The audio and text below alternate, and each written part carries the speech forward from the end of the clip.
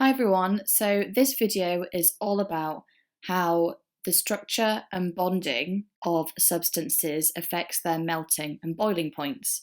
So common questions that come up are explain why X is a gas, liquid or solid at room temperature, or it could ask explain why X has a higher boiling point or melting point than Y. All of those sorts of questions you have to relate to the structure and bonding of those substances. So here is a table that kind of summarizes all the information that you need to be able to answer these questions. First of all, you need to figure out, okay, do you have non-metals in this compound? For example, methane is only carbon and hydrogen, both non-metals. Or for example, silicon dioxide is only silicon and oxygen. They are both non-metals. If there are only non-metallic elements in your compound, then it's going to be covalent bonding. So the thing with covalent bonding, though, is there are two types of structures. You can either have simple covalent molecules, which is all of them but a select few, and those select few are going to be giant covalent structures. And at GCSE, you're likely to only come across diamond, graphite, or silicon dioxide. Everything else that contains only non-metals is going to be simple covalent. If you've got substances which contain a metal and a non-metal, for example, lithium oxide, lithium's a metal, oxygen's a non-metal, or sodium chloride, sodium's a metal, chlorine's a non-metal. If you've got that sort of metal and non-metal bonded together, then it's going to be ionic bonding. And absolutely all ionically bonded things are giant ionic lattices in structure. And then finally, if you only have metals in the substance, then it's metallic bonding, and they all have a structure of a giant metallic lattice. Simple covalent molecules, things that are just small molecules, all have low melting and boiling points, and that's because they have weak intermolecular forces between those molecules. Since those intermolecular forces are weak, they don't require lots of energy to be overcome, hence only the low melting and boiling points. All of our giant structures, though, have really high melting and boiling points, and that's because in order to boil or melt them, you have to break their bonds. Bonds are extremely strong. They're a lot stronger than intermolecular forces, so you need more energy to break them. Okay, so here is the first past paper question to have a go at. It says explain why ammonia, which is NH3, has a low boiling point. You should refer to structure and bonding in your answer, and it's worth 3 marks. So pause the video here and have a go at the question, or you could rewind back to the table and use that to help you answer the question. Nitrogen is a non-metal, and hydrogen, the other element that is an ammonia, is also a non-metal. So we have 2 non-metals here. If we go back to the table, if you only have non-metals, then it is going to have covalent bonding in it, okay? And covalent could be either a simple covalent molecule or it could be a giant covalent structure. So our giant covalent structures are only diamond, graphite, or silicon dioxide. Ammonia is not in there, so it must be a simple covalent molecule. And that's how you should start off your answer. So say NH3 is simple covalent, or a small molecule. It means the same thing. This means it only has weak intermolecular forces. Excuse my writing.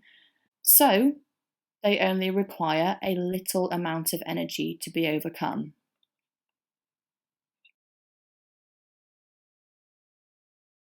Okay, and that explains why ammonia has a low boiling point.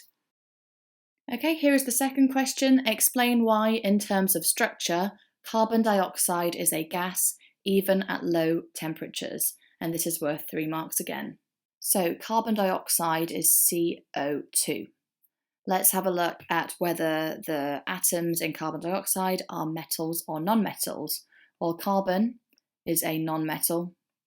It's on the right-hand side of the periodic table, and oxygen is also a non-metal, also on the right-hand side of the periodic table.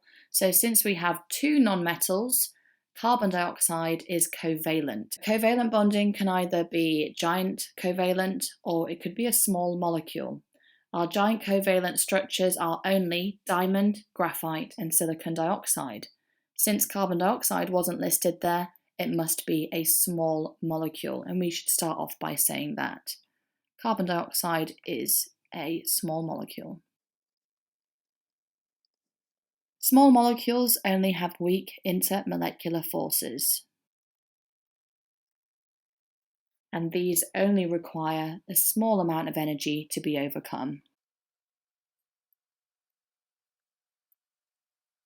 And that is how you would answer that 3-mark question. Here's the third question. It asks, why does magnesium chloride have a much higher melting point than hydrogen chloride? And it's worth 2 marks. I'm actually going to answer this question in a bit more detail than if it was worth 2 marks, just so you can see what you would write if it was worth a few more than 2 marks. So let's start off with magnesium chloride. Magnesium is a metal. Chlorine is a non-metal. Let's have a look at that table to help us figure out what type of bonding is in magnesium chloride. So we had a metal, magnesium, and chlorine, a non-metal. So the type of bonding is ionic, and the structure it will have is a giant ionic lattice.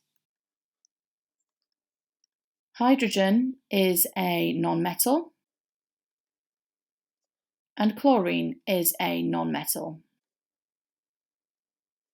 So we know that two nonmetals, or if a compound only contains nonmetals, then it's going to be covalent bonding. And since this is not diamond, it's not graphite, and it's not silicon dioxide, it must be simple covalent. And I'm just going to change this ionic to saying it's a giant ionic lattice in structure. So that is how I would start off my explanation. I would say magnesium chloride is a giant ionic lattice and hydrogen chloride is just simple covalent molecules. And that would probably get you the 2 marks in this 2-mark question. However, if it was worth more marks, I'd go on to say simple covalent molecules have intermolecular forces between them, whereas giant ionic lattices have strong bonds. Bonds are much stronger than intermolecular forces.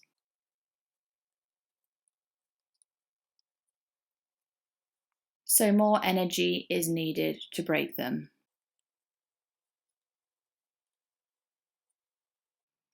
So here's the 4th question, past exam paper question to try out. It shows you a diagram of potassium iodide, and it asks, explain why a high temperature is needed to melt potassium iodide for 2 marks. So potassium is a metal, it's all the way on the left-hand side of the periodic table, and iodine is a non-metal. So since we've got a combination of a metal and a non-metal, it's going to be ionically bonded, and everything ionic you'll come across is going to be a giant ionic lattice. So we should start off by saying that.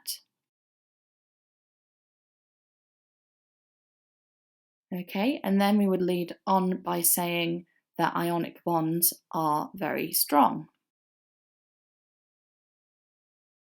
Okay, the ionic bonds in that lattice are extremely strong, so they require a lot of energy to break. And that explains why a high temperature is needed to melt potassium iodide. Okay, here's the 5th and final question. It explains that silicon dioxide is used as a lining for furnaces. Furnaces can be used to melt iron for recycling. The diagram shows a small part of the structure of silicon dioxide. Explain why silicon dioxide is a suitable material for lining furnaces. Okay, so what really, in a roundabout way, it's asking us to explain here is why silicon dioxide has such a high melting point. Okay, that's why it's good for use in furnaces. It won't melt. So we need to find a way to explain why silicon dioxide has a high melting point. Well, silicon is a non-metal, and the oxygen that's in here is also a non-metal. So we are looking at a compound that only has non-metal atoms in it. And if we go back to the table from the beginning of the video, we can see that if something contains only non-metals, then it's going to be covalent. But is it a simple covalent molecule or is it giant covalent? Well, in this case, silicon dioxide is one of the ones that is giant covalent. So I would start off by saying that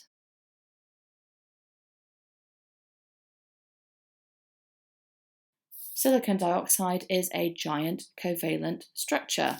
Now, the bonds in a giant covalent structure are strong covalent bonds.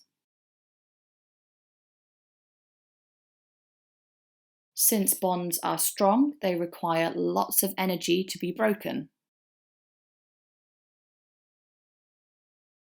This means silicon dioxide has a high melting point,